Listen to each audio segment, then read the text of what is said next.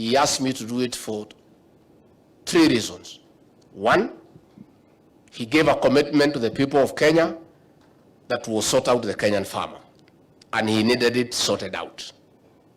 He asked me to coordinate the various ministries because, one, I am passionate about coffee because I'm a product of coffee earnings. So this for me is personal. Other than being deputy president, it's personal for me because I saw it work. And if it worked then, it will work. The president also asked me to do it because he knows me. One, I have zero interest in the subsector. Number two, I am incorruptible.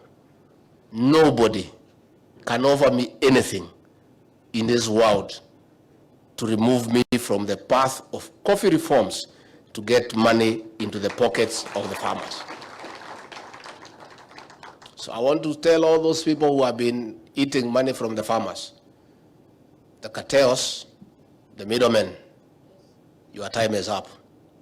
Your time is up.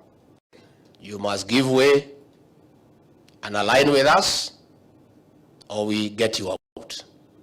You must agree that it's not business as usual. This administration of William Ruto is the administration that will sort out the issues of coffee cartels, tea cartels, milk cartels, and restore the dignity of the Kenyan farmer. And I want to say in broad daylight, I've seen all the cameras are here.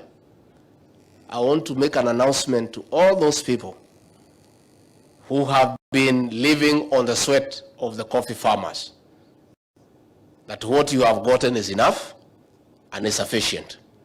You can reinvest it elsewhere. Going further, you must get just what is due to you. A little percentage, 95% must go to the coffee farm.